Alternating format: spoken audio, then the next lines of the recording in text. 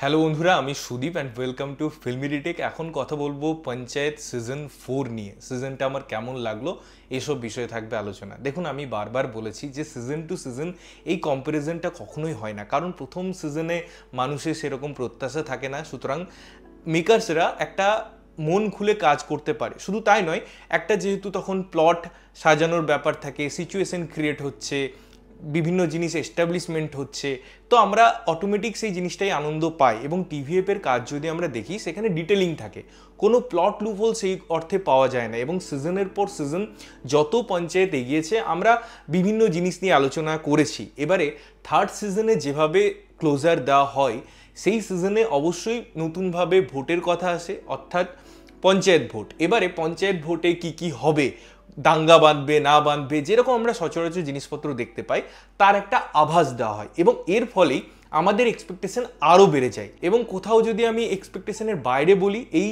Season নিয়ে কথা বলি, তারই একটা অগ্রগতি দেখছি।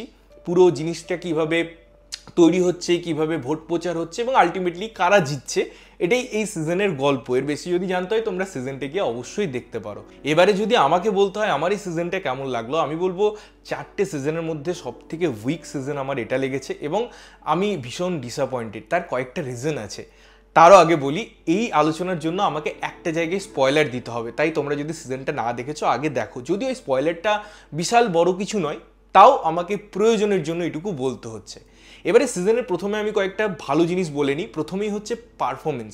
দেখুন, এটা নিয়ে আলাদা করে বলার কিছু নেই। ইচ অ্যান্ড এভরি ওয়ান আমার মনে হয় ফাটিয়ে পারফরমেন্স করেছে। তাদের যে ডায়লগ দেওয়া হয়েছে কিছু কিছু জায়গায়, এই যে আমি গরিব কিন্তু বিকাও নই, এই জিনিসগুলো যে আছে এই সিরিজটা, এবং যে এক্সপ্রেশনের সাথে সেগুলো হোল্ড করছে প্রত্যেকটা ক্যারেক্টার, বা জিতুর ক্যারেক্টার বা তার গার্লফ্রেন্ডের সাথে কিছু রোম্যান্টিক মোমেন্ট, এই জিনিসগুলো অবশ্যই এই সিরিজের দারুণ জিনিস। সেকেন্ড হচ্ছে এই যে সিচুয়েশনাল গান হয় বা কিছু সাবজেক্টিভ আমরা অ্যাপ্রোচ দেখি টিভিএফের, যে সিচুয়েশন হচ্ছে তার সাথে একটা গান, সেই জিনিসটাকে হাইলাইট করার জন্য। তো এই জিনিসগুলো এই সিজনেও আছে, সেগুলো শুনতে ভালো লাগে, সেগুলো দেখতে ভালো লাগে। কিছু প্লট টুইস্ট রাখা হয়েছে, কিছু সাবলেয়ার দেওয়া হয়েছে, সেগুলো কোনো কোনো ক্ষেত্রে ওয়ার্ক করে। এবারে দেখো, আমার যেটা মেন মানে খারাপ লাগার বিষয়, যে টিভিএফের কাজে না কোনো প্লট লুপহোলস আপনি পাবেন না, যে ওটা হচ্ছে বলে আপনার মনে হবে না যে এটা কেন হলো, এর কি কোনো অন্য উপায় থাকতে পারতো।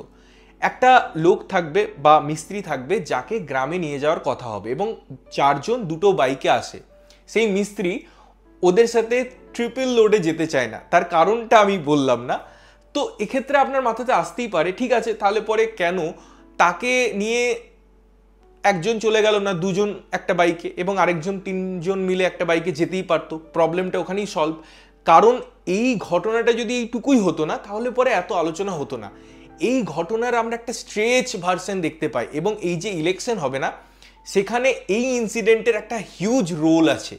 তো এই ইনসিডেন্টটাকেই যখন একটা সাপোর্ট দেওয়া যায় না, বা এটা মনে হয় আপনার যে এটা কেন হচ্ছে, এটা তো খুব ইজিলি লুপহোলস হয়ে গেল, কারণ এটার আলাদা ওয়ে আউট ছিল যেটা ইজিলি করা যেত, সেটা না করে কেন এত ড্রামা ক্রিয়েট করা হচ্ছে, কেন এত কিছু হচ্ছে। তো সিজনটা যদি ড্রামা সেই এপিসোডটার নাম রাখা হয়েছে, আমার মনে হয় জাস্টিফাই করে, কারণ এই এপিসোডটাই না এই পুরো সিজনটাকে ডুবিয়ে দেয়। ইনফ্যাক্ট এই সিজনটা আপনার ভীষণ স্ট্রেচ মনে হবে, অপ্রয়োজনীয় প্লট টুইস্ট মনে হবে, অপ্রয়োজনীয় সিচুয়েশনস মনে হবে, এবং কিছু কিছু ক্যারেক্টার এই সিজনে এসেছে যাদের প্রয়োজনীয়তা আপনার মাথায় কিছুতেই ঢুকবে না। টিভিএফের কাজে আপনি এটাও দেখবেন, যদি কোনো ক্যামিও থাকে, যদি কোনো এক্সটেন্ডেড ক্যামিও থাকে, তাদেরও কিন্তু প্রপার জাস্টিফিকেশন থাকে, সেই চরিত্রের একটা সুন্দর ক্লোজার থাকে, একটা রোল প্লে থাকে। আপনারা জানবেন যে ওই যে গ্রামের জামাই, সে পরে কিভাবে ইউজ হয়েছে, ওই যে ঘোড়াটাকে আনা, ছদ্মনামে যাওয়া, অন্য গ্রাম বলা। তো এই ক্যারেক্টারগুলো যখন আসে, তাদের বিশেষ কিছু করার না থাকলেও যখন টিভিএফ তাদেরকে দিয়ে কাজ করায়, সেই ক্যারেক্টারটাও আপনি ভুলতে পারবেন না, এটা অটোমেটিক আপনার মাথায় বসে যাবে। কিন্তু এখানে একজন আসছেন গ্রামে, সে আসার থেকে যাওয়া পর্যন্ত, আড্ডা মারা অবধি, পুরো জিনিসটা আমার মনে হয় বেকার মনে হবে। যে ওই চরিত্রটা যদি না থাকতো এই সিজনে বা এই পুরো সিরিজটাই, কি হতে পারতো? গল্পটা কি পজ হয়ে যেত, এগোতো না? না, কোনো রোল প্লেই নেই ক্যারেক্টারটার। তো এরকম অনেক ব্যাপার আছে।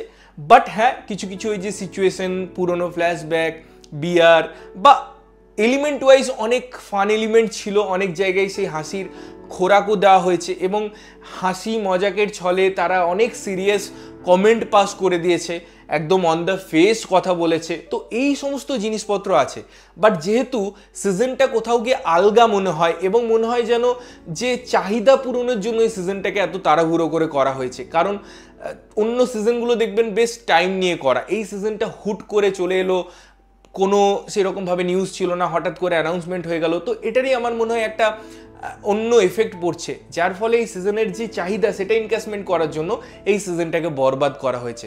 এবং যেরকম নোটে এই সিজনটাকে শেষ করা হয়েছে সেই জায়গায় যে একটা সাসপেন্স থাকবে, জার্নিটা আমরা ফিল করব, সেটাও হয় না। লাস্টের এন্ডিংটাও মনে হয় খুব তাড়াহুড়ো হয়ে গেল, জাস্ট শেষ করতে হবে বলে করে দেওয়া।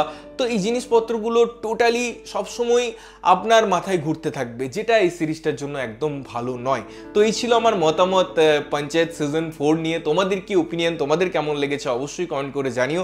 ততক্ষণের জন্য ভালো থাকবে, সুস্থ থাকবে এবং সবসময় ভালো জিনিস দেখবে। চ্যানেল যদি প্রথমবার দেখছো লাইক কমেন্ট শেয়ার করতে হবে, সাবস্ক্রাইব করতে হবে যাতে প্রত্যেকটা নোটিফিকেশন তোমাদের কাছে পৌঁছায়। দেখা হচ্ছে অন্য কোনো ভিডিওতে, ততক্ষণের জন্য টাটা।